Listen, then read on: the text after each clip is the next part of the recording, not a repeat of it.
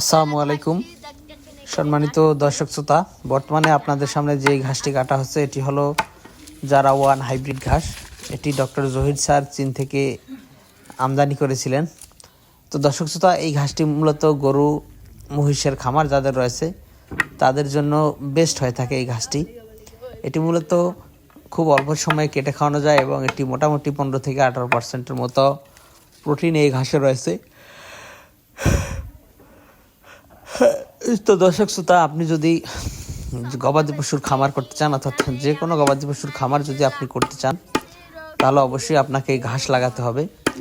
আর ঘাসের মধ্যে এই জারা ওয়ান হাইব্রিড ঘাসটি খুব দ্রুত বড় হয় এবং ভালো ফলন হয় এবং বাংলাদেশের আবহাওয়াতে এটি খুব সহজেই কিন্তু টিকে থাকতে পারে।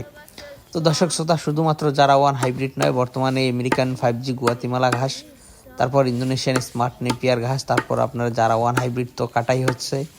এছাড়াও রয়েছে এলিফ্যান্ট হাইব্রিড, তাইওয়ান হাইব্রিড এবং পানিতে চাষ করা হয় অজানা এবং জার্মান। তো দর্শক, সব ধরনের ঘাসের কাটিং অ্যাভেলেবেল।